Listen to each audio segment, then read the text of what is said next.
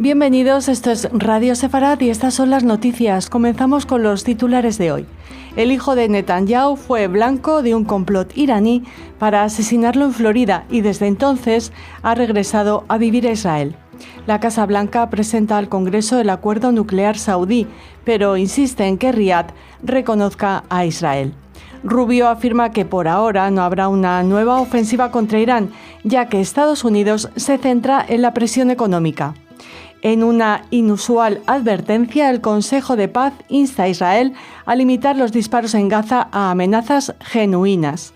El primer ministro británico está a punto de anunciar la prohibición del comercio con los asentamientos de Cisjordania. Estos son los titulares de las noticias que comenta Jorge Rosenblum. Hola, Jorge. ¿Qué tal, Raquel? Bien, comenzamos. El hijo de 35 años del primer ministro israelí Benjamin Netanyahu, Yair, fue blanco de un complot de asesinato iraní mientras se encontraba en Florida. El informe se publica un día después de que Netanyahu declarara en una entrevista que Irán atacó a uno de mis hijos. Irán intentó matar, asesinar a uno de mis hijos. Los servicios de inteligencia creen que agentes iraníes estaban sobre el terreno en la zona de Miami realizando labores de vigilancia sobre los movimientos del hijo del primer ministro. A Yair se le ordenó abandonar Florida de inmediato y regresar a Israel. Se marchó sin recoger sus pertenencias y desde entonces vive en Israel.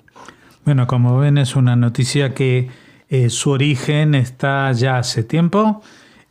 Supongo que esto tiene que ver con el inicio de la guerra que supuso la muerte del ayatolá y bueno, allí ya se dio la orden de eliminar al hijo de Netanyahu porque evidentemente a Netanyahu iba a resultar bastante más difícil, pero el hijo Yair, que es un personaje muy polémico por sus declaraciones políticas, etcétera, pues se encontraba en Florida desde hacía tiempo.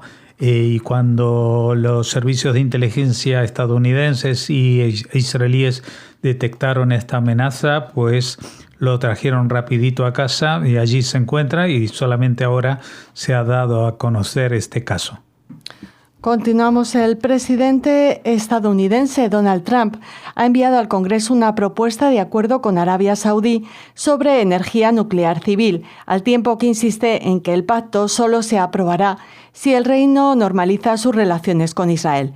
No está claro cómo Trump esperaba que el envío del acuerdo nuclear al Congreso, que tiene 90 días de sesión para considerarlo, le permitiera alcanzar sus objetivos, ya que condicionó la aprobación del acuerdo solo si Arabia Saudí se adhería a los acuerdos de Abraham alcanzados en 2020 y 2021 entre Israel y los Emiratos Árabes Unidos, Bahrein y Marruecos.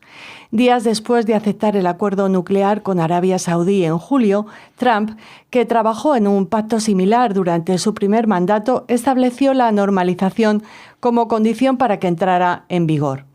La condición retroactiva impuesta por Trump se produjo tras la alarma generada por Israel y sus partidarios ante la decisión del gobierno de seguir adelante con el acuerdo sin incluir la condición de los acuerdos de Abraham. El texto del acuerdo, firmado el mes pasado, no mencionaba al principio ningún requisito para que Arabia Saudí normalizara sus relaciones con Israel. El expresidente estadounidense Joe Biden también impulsó un acuerdo nuclear y quiso vincularlo a los acuerdos internacionales.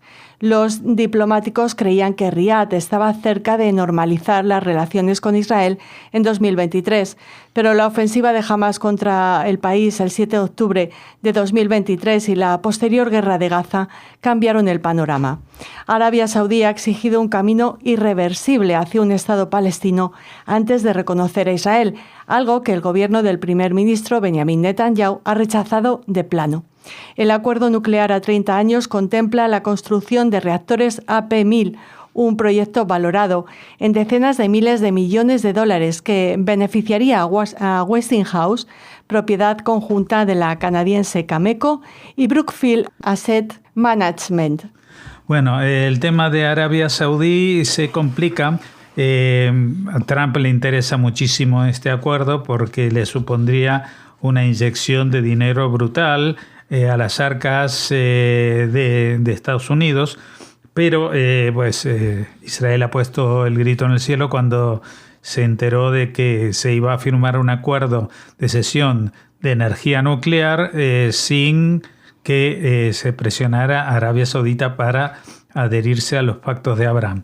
Y esto se hizo un poco a posteriori, con lo cual está un poco pendiente de un hilo lo que vaya a suceder, porque Trump ya tenía la aprobación del Congreso para este negocio, pero la presión de Israel ha hecho que Trump revise estos planes.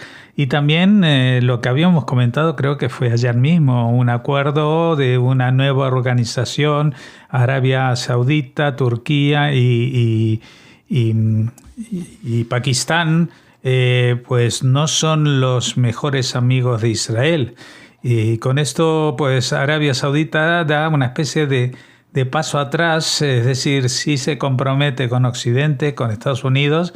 Esto ya lo había hecho incluso en la primera cadencia de Donald Trump, que fue el primer país que visitó del mundo para cerrar un acuerdo millonario de venta de armas, pero no está dispuesto, al menos parece, Arabia Saudita a integrarse definitivamente en los pactos de Abraham, y esto pues para Donald Trump es una condición sine qua non.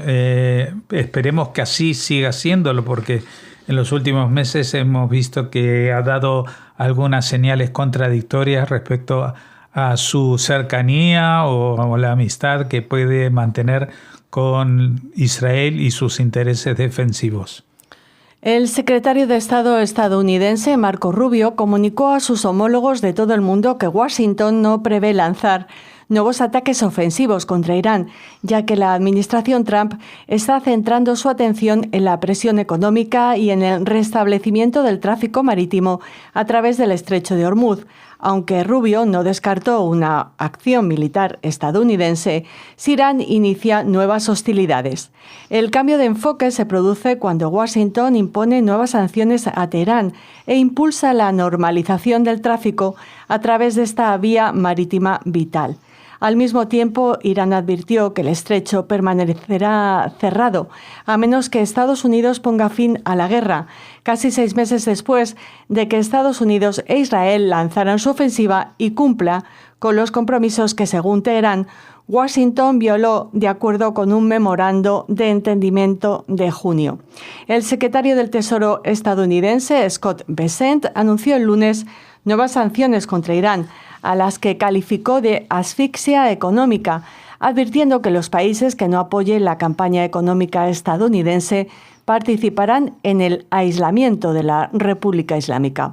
El Departamento del Tesoro afirmó que las sanciones ampliadas se dirigirían a los activos digitales y la tecnología de Irán, así como a los sectores del oro, la aviación y el transporte marítimo, y que las medidas afectarían a entidades en los Emiratos Árabes Unidos, Hong Kong, China, Singapur y Europa.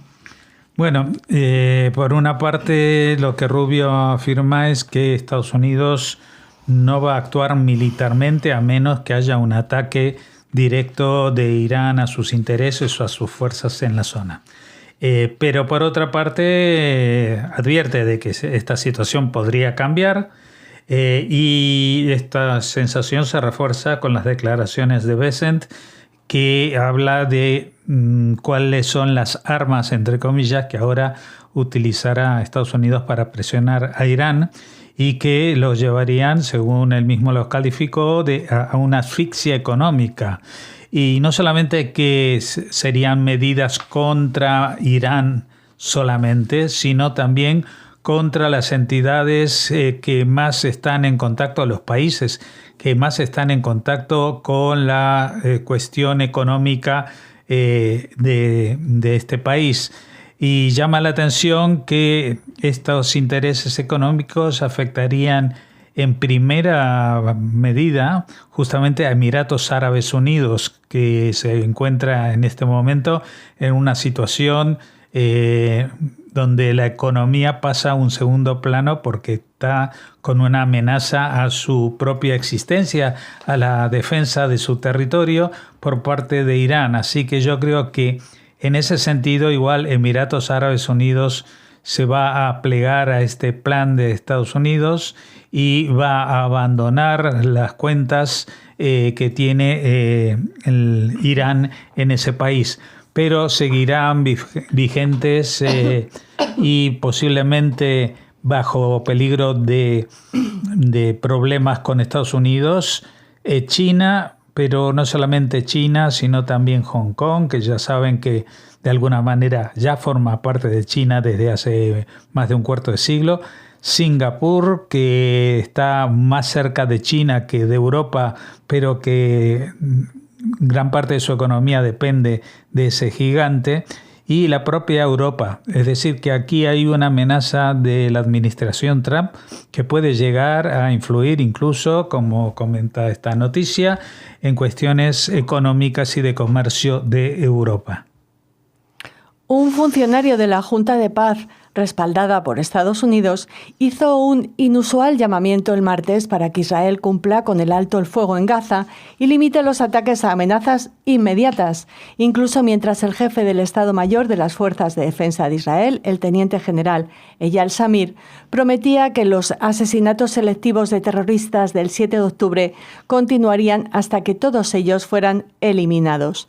El funcionario de la Junta de Paz también afirmó que toda actividad militante en Gaza, incluido el vuelo de cometas, debe cesar 2 días después de que Israel amenazara con una respuesta contundente si el grupo terrorista Hamas retoma la táctica de lanzar cometas incendiarias sobre la frontera.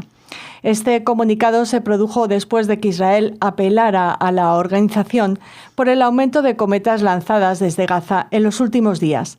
Sin embargo, la respuesta supuso una inusual amonestación a Israel por parte del Consejo, que, en general, se ha abstenido de criticar públicamente la actividad militar israelí en la franja en los últimos meses. Sin embargo, Zamir afirmó durante una visita a Gaza el martes que la búsqueda de terroristas por parte de Israel implicados en el ataque del 7 de octubre de 2023 continuará en la franja de Gaza. Bueno, aquí vemos que la llamada Junta de Paz, si bien está respaldada por Estados Unidos y hasta ahora se limitaba a seguir las pautas que este país marcaba, pues ahora se empieza a meter en cuestiones que empiezan a ser incómodas para Israel, es decir, que la Junta de Paz, que ni siquiera ha empezado a funcionar en la práctica dentro de la Franja de Gaza, implique ya amenace con cuestiones que tienen que ver con lo que pueda o no pueda hacer Israel, la verdad que resulta bastante incómoda porque, perdón, puede hacer pensar a Israel que va a tener problemas con esta Junta de Paz cuando pues intente proseguir con sus respuestas a los ataques de Hamas. Hemos visto justamente este tema de los cometas en los 2 últimos días. Incluso algunos analistas han descartado de que esto sea una amenaza para Israel, pero Israel lo sabe muy bien y no es la primera vez que esto pasa. Pasaba incluso antes del estallido de esta guerra, que elevaban cometas que llevaban bombas Molotov atadas y en determinado momento las dejaban caer sobre territorio israelí que estaba pegadito a la frontera. Y allí se desarrollaba un incendio, ¿no? Esto podía suceder en un bosquecito o directamente sobre una población o sobre una casa, etcétera, etcétera. Israel ha dicho que eso no lo va a tolerar y ya pues han saltado las alarmas. La Junta de Paz dice no pueden responder porque esto no es una amenaza inmediata. Pues para Israel esto sí que es una amenaza inmediata. y también lo es el seguir con el tema de los asesinatos selectivos, es decir, buscando a los responsables directos, a los participantes activos en el ataque del 7 de octubre del 2023, y el ejército de Israel va a seguir haciéndolo mientras el jefe del Estado, mientras el jefe de gobierno no diga lo contrario. Según informan medios británicos, el primer ministro Andy Burnham está a punto de anunciar una prohibición total del comercio de productos procedentes de los asentamientos israelíes en Cisjordania. El informe añade que podría anunciar el plan en cuestión de semanas, un plan que pretende adoptar medidas más duras contra Israel que su predecesor, Keir Starmer, incluidas sanciones contra ministros de extrema derecha y colonos a título individual. Sin embargo, el Labour Friends of Israel, un grupo de defensa pro-israelí dentro del partido de centro-izquierda, ha advertido que no sería posible prohibir el comercio de productos procedentes únicamente de los asentamientos y que tal medida constituiría un boicot de facto a todo Israel. Sí, bueno, es que el tema de los productos procedentes de los asentamientos a veces son productos fabricados en establecimientos en el cual trabajan los árabes palestinos. Es decir, de que este boicot, pues en quién redundaría, pues negativamente, básicamente en los árabes palestinos que trabajan en esas factorías.